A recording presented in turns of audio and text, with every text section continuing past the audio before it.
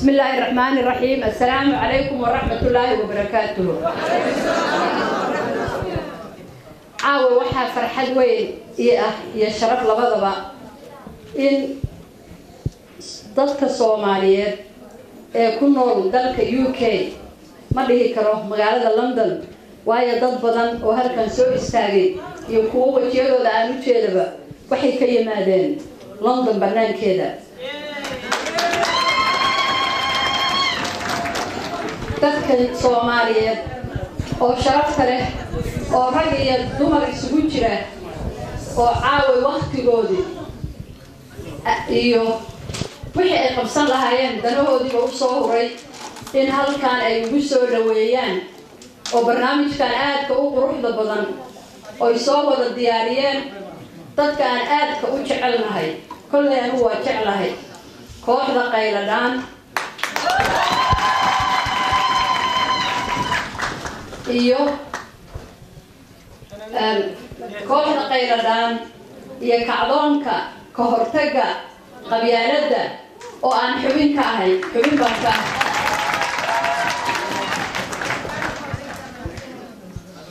aad iyo aad bay ii farxad gelinaysaa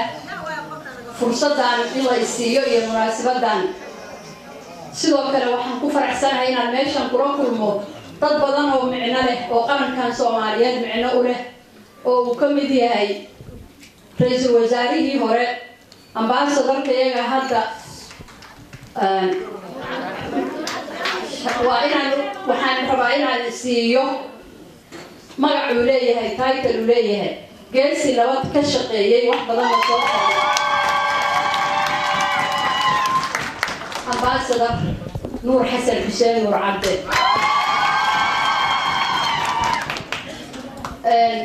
waxaan sidoo kale aad ugu mahadinayaa dadkii tirada badnaa oo meeshan ka hadlay heesihii la qaaday oo qiirada badnaa oo kulligood mid ka dhacda aan la arag laakiin caawa ay taariikhda noo galayso laga heesoo cusub oo meeshan naga raacday haddaan haweenka nahay heestii hooyoy iyo ka joog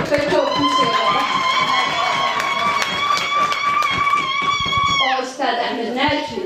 runtii iiga dhigay hadiyad ayadoo duuban oo cajaladana uu ii keenay shalay ii keenay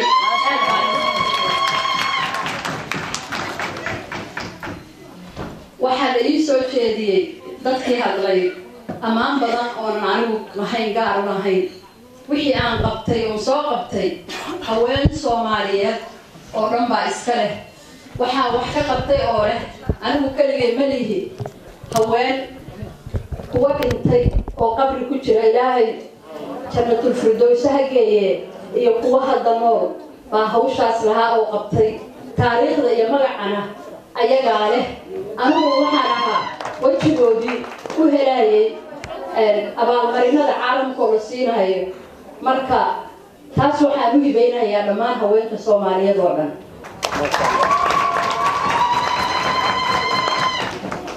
waxaan rabaa inaan dadka Soomaaliyeed aan iraahdo aad iyo aad bay ii siiyeen xurmo iyo qadarin hadda waxaa la igu tiriyay abtirsiiyooyin aan leeyahay macnaheedu waxa weeye wax kaloo igu soo kordhay laakiin anigoo waxaas wadan teediiba lahayn oo dad diyaarsan baan ahayn marka dadkaas waxaan u bixiyay aqoon uga daray waa ninka aqoon uga daray inay soo dhaweyn jireen dumarka Soomaaliyeed waxaan idin leeyahay horeyna waa idinkugu qaamaysnaa haddana waa idin qaamaysnahay amaaliyadey waxaan uga farxinayaa mar horaan Ilaahay sharadkiis ku galay inta aan noolahay dalka iyo dadka Soomaaliyeed inaan wuxu dhimin inaan wuxu tara maahan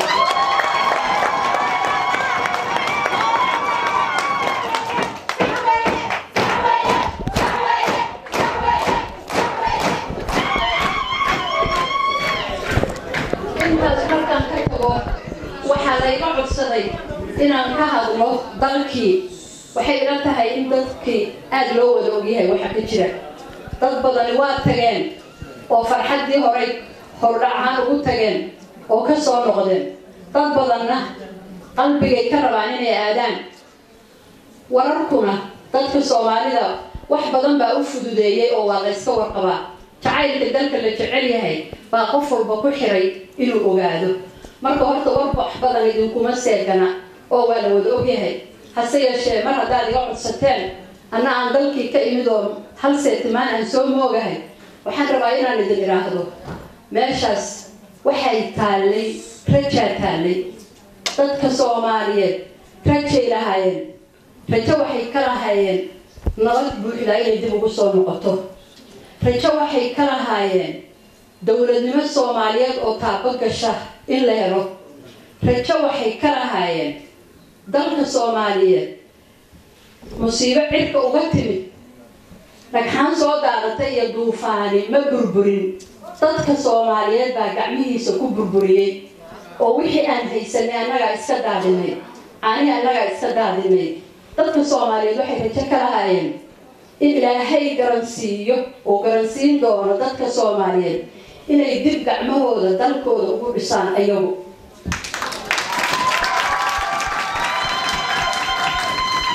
haddii caalamka oo dhan noo soo gurmado nabad nama siin karo haddii caalamka oo dhan lacagna siiyaan annaga nama heshiisiin karo haddii caalamka oo dhan ciidamo noo soo diraan iyo dad wax dhisa dalkayga nooma dhisi karaan annakaana la ka rabaa xalka Soomaaliyeed wuxuu ku jiraa dadka Soomaaliyeed dalka Soomaaliyeed wuxuu sugayaa dadka Soomaaliyeed carruurta Soomaaliyeed oo carruurteeda mustaqbalkooda waxay ka sugayaan annaga oo waalidiintoodii ah saas laajrigeed gacmaha dadka Soomaaliyeed baa Soomaaliya sugaysaa inay dib ugu dhisanto gacmihii hore u burburiyay kuwaasay sugaysaa inay dib ugu dhisanto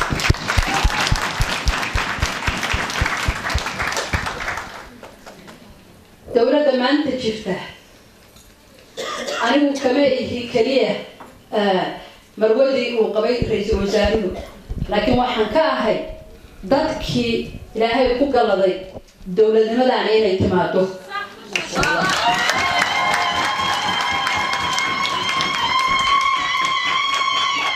waxaad la socotaan anoo xildhibaan inaan guddiyadii doorashada ku jiray dadkii hormuudka u ahaa doorashada iyo in isbedel ku yimaado aan ka mid ahaa sidaas laajligeed la xawga iyo la xajaclada iga haysaa dawladda iyo dawladnimada Soomaaliyeed ma ahan kaliya in odagaygu uu ka yahay ra'iisul wasaare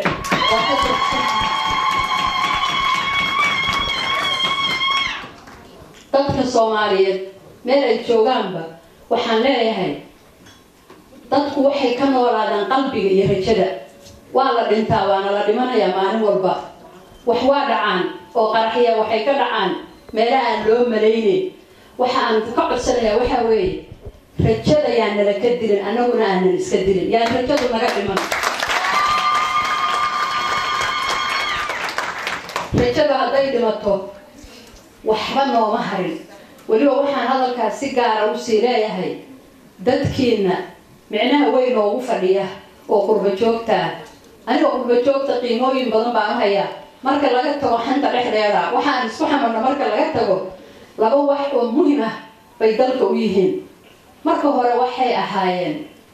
burburkii markuu dhacay banaanka loo soo baxay laf dhabartii haysay dadka gudaha ku jira qof intiinaan meesha fadhida iyo inta loo idinka maqan qof aan biil diri jirin ma jiro qof aan biil diri jirin oo dadkooda u diri jirin ma jiro gaar ahaan gabdhaha waa wax badan ay qabtaan waa wax badan oo odagooda ka qariyeen inay direen waa inay direen waa inay wax badan qabteen shalonga galeen ganacsi yaryar subiyeen si dadka gudaha ku jira uu badbaado Soomaaliya ay badbaaday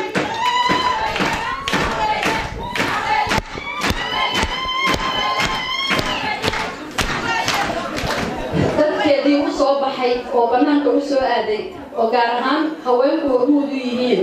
baa dhaqaale ahaan badbaadiyey qiimaha labaad oo nu hayo dadka qurba joogtahay waxa weeye haddana waxaad horseed ka tihiin soo celinta rajada oo ah markii nabad yar la arkay nidaam dawladeedna uu yimid soo noqoshada aad soo noqoteen oo dalka ku soo noqoteen qiimo iyo micno weyn bay leedahay marka waxaan idinku codsanayaa markii qarax yari dhacaba ha joojinina faraadyadii ha joogsanina imaada dalkii imaada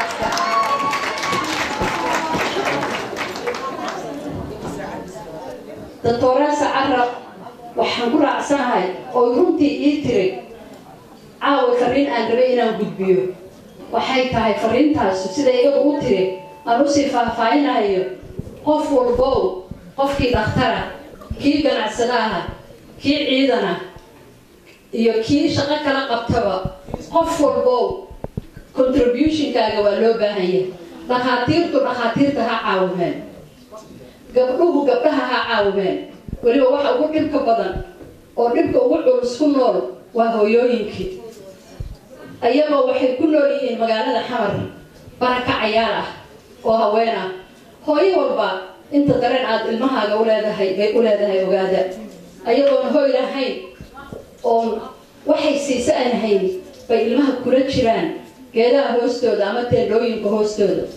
hooyooyinka ha u naxeen hooyooyinka ha u naxeen sidoo kale dhalinyarada Soomaaliyeed oo aadka isku abaabusha gaar ahaan dhalinyarada qurbada oo dib ugu soo laaban doona inaan wax ka iraahdo ayagana waxaan ka codsanayaa dhalinyarada jaamacadaha ku jirta ama kuwa sekondariyada ku jira ama kuwa ka soo baxa inaad gacan siisaan waxaad u diri kartaan waxyaalaha ay u baahan yihiin qalabka ay u baahan yihiin oo idinku haddaad raadisaan aad heli kartaan haddaad fundraising samaysaan aad u gadi kartaan sidoo kale waxay u baahan yihiin ma aha in waxbarashada hoose dadku u baahan yahay waxbarashada sare baa loo baahan yahay markii jaamacadaha laga soo baxo dhalinyarada u baahan inay helaan inay waxbarasho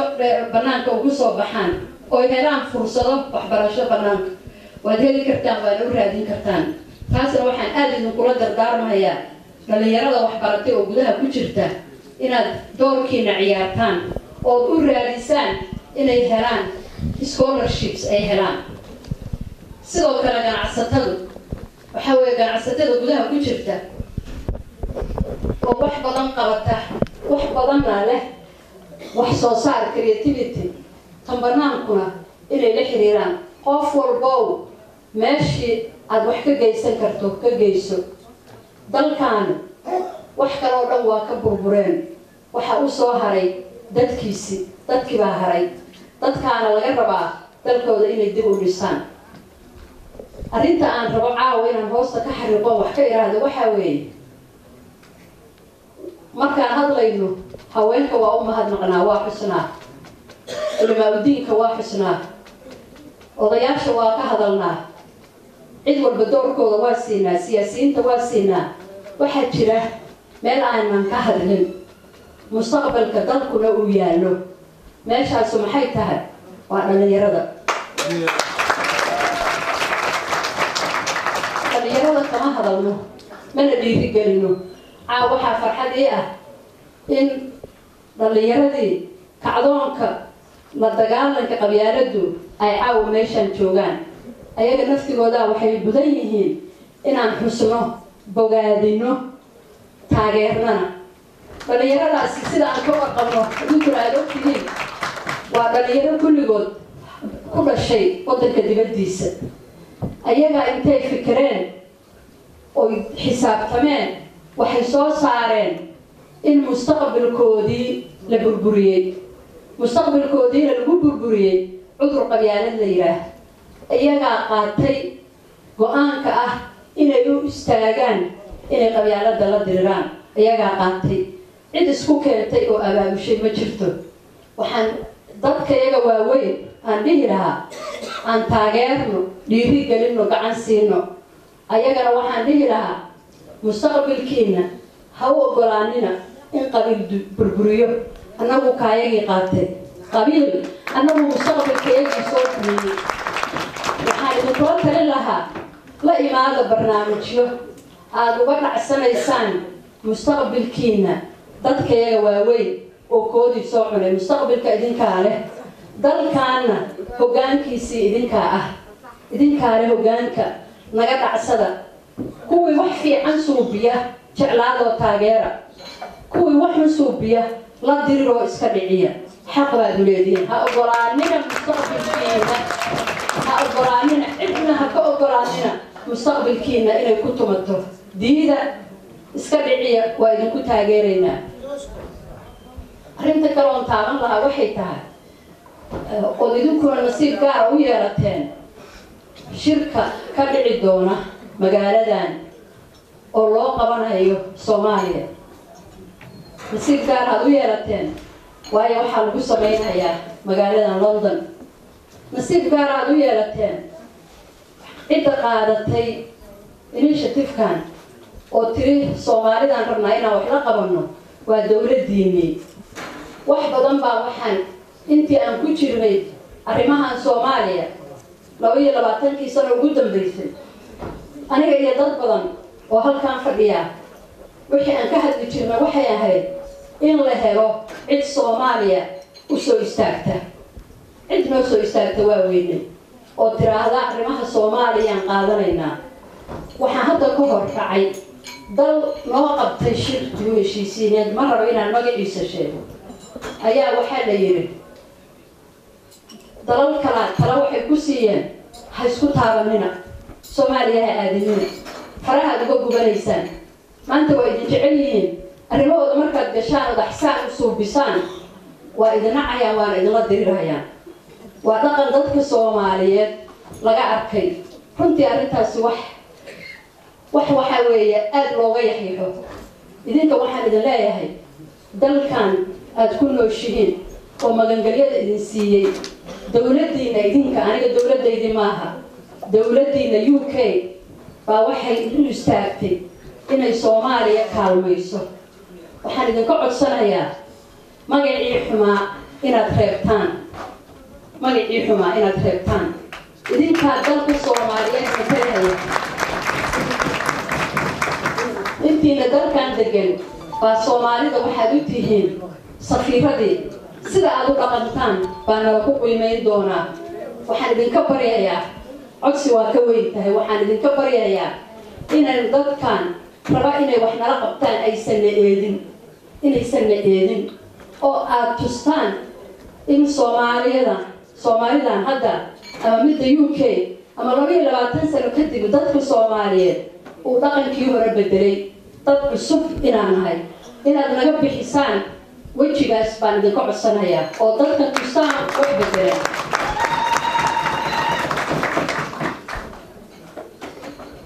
setimaankan sidaan sheegay waa setimaankii UK indhaha caalamka oo dhan iyo kuwa Soomaalidu halkaan ay ku soo jeedaan waxaan nasiib u yeelan doonaa insha Allah madaxweynihii iyo waftigiisu inay noo yimaadaan waxaan nasiib u yeelan doonaa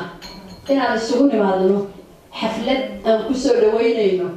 aniguna sidii arooskii meeshaan ay fariisin oo dadka ka mid ah in xafladaas inta ka qayb galo